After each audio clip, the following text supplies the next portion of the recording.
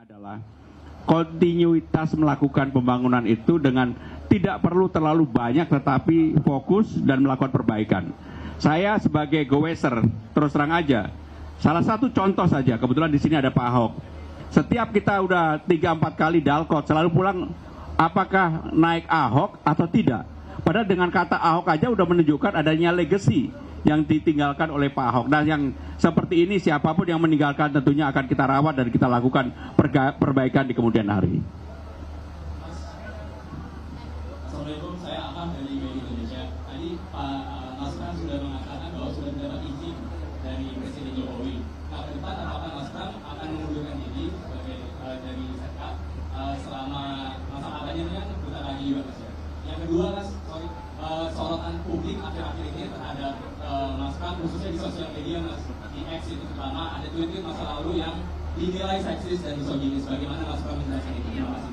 Yang pertama saya jawab yang kedua dulu. Jadi era di tahun 2010, orang-orang yang bermain Twitter itu eranya adalah era bercanda, seperti TikTok sekarang. Kalau dilihat di potret pada hari ini, TikTok tentunya sangat menarik. Saya termasuk yang menonton untuk itu. TikTok, Twitter, Instagram, dan sebagainya. Tetapi, kalau ini dipotret 15 tahun kemudian, mungkin akan berbeda. Apa yang saya sampaikan di Twitter saya, itu lebih pakai hashtag nyantai ah. Dan itu semuanya tentang bercandaan yang ramai. Dan saya yakin juga semua pada generasi itu melakukan hal yang sama. Jadi itulah yang terjadi pada saat itu. Apakah saya menyesal melakukan itu? Enggak. Karena saya tidak sama sekali pernah untuk menghujat seseorang, merendahkan orang, kemudian juga pornografi, tidak ada. Bahwa kemudian ada kata-kata yang sedikit guyonan memang ada. Dan itu saya bertanggung jawab terhadap hal itu. Yang kedua, mengenai apakah mundur atau tidak. Undang-undang telah mengatur secara jelas. Seseorang pejabat negara apakah mundur atau tidak. Yang diatur mundur itu adalah TNI, Polri, kemudian ASN. Dia wajib mundur. Sedangkan pejabat negara pengalamannya banyak. Ada yang mau mundur, ada yang enggak. Terus terang secara pribadi saya tidak buka. Saya sebenarnya menyampaikan itu. Tetapi secara garis besar, karena ini penetapan baru kemudian tanggal 22 September, saya akan bekerja seperti biasa. Saya akan menggunakan waktu saya untuk turun ke lapangan di luar jam kantor, dan saya akan tetap bekerja secara profesional karena itulah yang menjadi kekuatan saya pribadi. Kalau saatnya diperlukan untuk mundur, bagi saya ringan-ringan aja, mundur aja, bukan hal yang terlalu serius. Tetapi yang tidak kalah pentingnya, saya tetap ingin memberikan kontribusi selama saya masih diberikan kesempatan untuk bekerja, memberikan pelayanan terbaik bagi pemerintah, bagi presiden, bagi wakil presiden.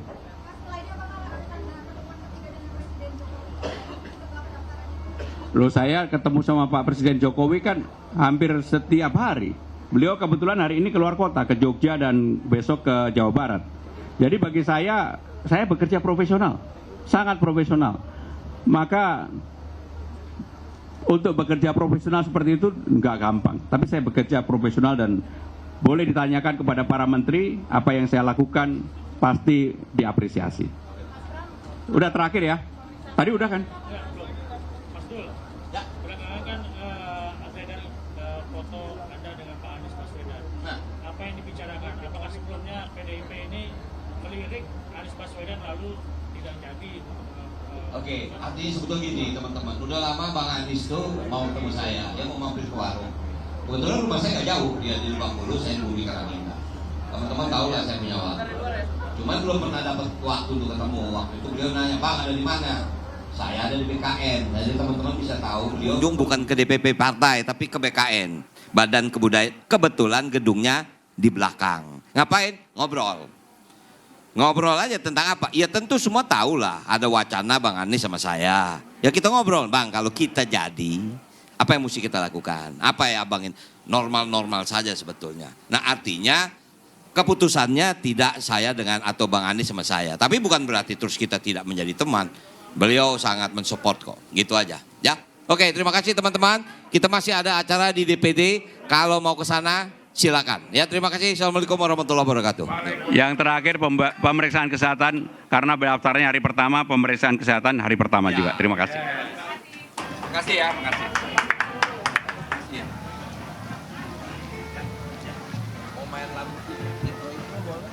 Ya, baik, kita baru saja menyaksikan keterangan pers dari pasangan Pramono Anung dan Rano Karno, dan kita masih terhubung dengan Bung Pangi Syarwi. Bung Pangi. Ya, Mas Gede. Ya, Bung Pangi, kalau saya perhatikan beberapa kali tadi Pak Pramono menyebut nama Rano Dul Karno. Ini kan artinya saya melihat ada pesan tertentu yang ingin disampaikan di sini, bahwa memang kita tidak bisa kesampingkan bahwa film Sidul Anak Sekolahan itu menjadi ikon gitu, ikon Betawi dan Jakarta yang begitu erat begitu. Bagaimana Anda melihat ini? Apakah Rano Dul Karno faktor ini menjadi satu hal yang mungkin bisa dijadikan sebagai pengerek elektabilitas? Ya, memang itu bukan ruang hampa ya, Mas Gede ya. Itu tentu ada makna, ada pesan, dan di situ tentu saja ada populisme ya, untuk menderek apakah kepentingan elektoral, ada insentif elektoral atau tidak. Intinya itu bukan ruang hampa gitu. Jadi adanya Dul itu kan sebenarnya adalah linkage-nya, politiknya, elektoralnya di situ. Mungkin orang tidak ada yang tidak kenal dengan Sidul anak Betawi gitu. Jadi ada pemaksaan atau tidak, tetapi itu bukan sesuatu yang secara alami atau kebetulan, tetapi itu tentu ada kepentingan elektoral. Artinya ini dengan adanya sebutan Dul ini nanti akankah dikapitalisasi gitu oleh PDIP untuk mengerek Dul sebagai wakil dan kemudian Pramono kemudian yang jadi ketua, dan apakah ini menurut Anda cukup efektif dilakukan di ibu kota Jakarta? Maksudnya bukan ibu kota lagi ya, daerah khusus Jakarta. Efektif atau tidak tentu nanti kita lihat aja tren elektabilitasnya pasangan Pramono Rano ini. Kalau misalnya elektabilitasnya nanti trennya positif, naik ya, sentimennya bagus, dan pesan-pesan Dul itu sebagai anak Betawi bahwa Jakarta adalah Betawi yang punya gitu ya. Artinya itu peluang kansnya besar sekali gitu. Jadi apa yang dilakukan oleh penyebutan nama Rano ini tentu satu nama yang menurut saya sangat penting untuk kepentingan aspek elektoral sih. Nah, kalau Anda melihat sendiri dalam pandangan Anda, apa sih yang sebenarnya melatar belakangi Ibu Mega dan PDIP akhirnya menentukan pilihan kepada Rano dan juga Pramono ini? Ya, sebenarnya saya sudah memprediksi hal seperti ini 3 minggu yang lalu ya, dari beberapa media, bahwa Ibu Mega itu tidak selalu memilih yang populis, tidak selalu memilih yang elektabilitas trennya kemungkinan besar menang gitu. Tapi ada pertimbangan ideologis ya. Ya artinya itu adalah memilih kader terbaiknya, tradisi meritokrasi, bagaimana mengangkat marwah harkat martabat partai, bahwa tidak bisa partai dijadikan sebagai alat tunggangan atau kepentingan untuk pragmatis. Makanya dalam pidato Ibu Mega kan tergambar itu. Lu kemana aja selama ini kan gitu. Jadi jangan sekarang enak aja gitu kan. Mau butuh kita, ingat kita gitu. Selama ini kemana aja. Nah itu artinya apa? Sebenarnya dalam pidato itu terbayangkan bahwa jangan jadikan PDIP hanya ketika the power of kepepet ya. Dalam kondisi terpepet udah susah, udah nggak ada lagi yang menjadi kendaraan, tidak ada lagi yang mengusung, tiba-tiba sudah mulai mepet-mepet gitu, sudah mulai ada arah ke situ gitu. Jadi itulah intinya sih Bang. Iya, Bung Pangi, kalau Anda cukup yakin bahwa dua orang ini adalah putra terbaik di PDIP saat ini yang diajukan. Lalu bagaimana dengan ada nama-nama lain juga yang saat ini juga cukup terkenal begitu, diantaranya Ahok. Bagaimana Anda melihat ini? Kenapa pada akhirnya memilih dua orang ini? Kenapa Ahok tidak? Sebenarnya dari nama yang ada, itu nama Rano Karno, nama Anies, nama Ahok, itu saya melihat pendekatannya Ibu Mega lebih cenderung memilih nama Pramono. Kenapa Pramono? Karena lebih dianggap jalan tengah ya. Ketika memang Anies seperti itulah kondisinya, tidak mau dikaderkan, di PDIP kan, bahkan mereka dianggap tidak komitmen nanti tidak mau jadi petugas partai, tidak mau ikut apa yang disampaikan Ibu Mega. Nah, Ahok sendiri ada mungkin problem tersendiri, yaitu isu zaman dulu gitu yang sentimennya juga belum tentu positif sekarang. Nah, dianggap Pramono dengan Pak ini itu tidak ada kendala di situ gitu. Jadi mereka selama ini tidak tokoh yang berpolemik, tidak tokoh yang kontroversial, tokoh yang bisa diterima oleh masyarakat Jakarta gitu. Jadi ini mereka sebenarnya adalah orang yang dianggap jalan tengah lah, sosok dua ini, dan itu adalah kader-kader terbaik partai gitu. Jadi Anda lihat ini keputusan yang sudah paling benar begitu ya? Paling benar atau paling sesuai untuk hari ini di Pilkada 2024, Bung Bangi? Saya pikir ini adalah kontemplasi yang luar biasa dari Bu Mega yang harus kita apresiasi gitu. Ketika memang semua orang bisa bisikin, semua orang mau dengan selera mereka, tapi Bu Mega punya selera sendiri, punya cara sendiri, dan suatu saat seiring berjalannya waktu akan paham kita apakah putusan ini tepat atau tidak. Tapi untuk menjadi lawan tanding yang sebanding melawan Ridwan Kamil memang butuh kerja keras. Memang bagaimanapun pasangan Pramono dengan Rano ini harus bekerja keras lagi. Karena secara elektabilitas masih tinggal 7 lap gitu ya. Yeah. Tapi ini kan bukan tidak mudah, bukan berarti pasangan ini adalah punya kans tipis, tetap aja punya kans yang cukup besar gitu, potensial. Sepanjang nanti bisa dikelola dengan baik. Apalagi kan yang disampaikan Pak Pramono kan mereka ingin membenahi Jakarta, melayani Jakarta untuk semua.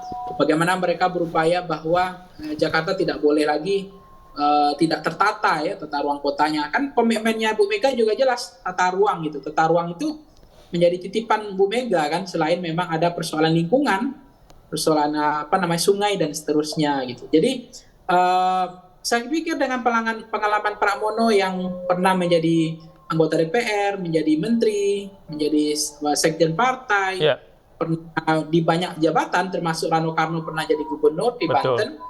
Nah, itu akan paling tidak sangat membantu untuk mengatasi persoalan yang hari-hari dihadapi oleh masyarakat Jakarta. Memang Pak Pramono bukan tokoh populis, tapi saya pikir dia tadi kan menjelaskan, kami bicara tentang masalah dapur, saya memang tidak pernah disorot oleh media, saya tidak pernah banyak menjadi tampil di media-media, saya tidak terkenal, tapi yakinlah beliau katanya adalah saya yang meracik, saya yang mengolah dapur, saya keras selama ini dan itu diapresiasi oleh banyak orang. Nah itu Pramono artinya orang yang sebenarnya tidak suka yang hal yang hanya sekedar panggung depan, populis, tapi adalah orang yang dianggap bekerja keras. Nah terakhir adalah boleh jadi ini kesimpulan saya ketika pasangan ini dikeluarkan nama ini bukan Anies Rano Karno, mungkin ini juga komunikasi Ibu Mega dengan Pak Prabowo gitu. Nah ya Pak Prabowo ini memang intensitasnya tidak ada sama sekali ke Anies Baswedan. Jadi Pak Prabowo lebih cenderung memang RK sebagai jagoannya untuk nanti bertarung, karena memang didukung oleh Gerindra dan Koalisi Indonesia Maju. Saya lihat Kim Plus sangat solid.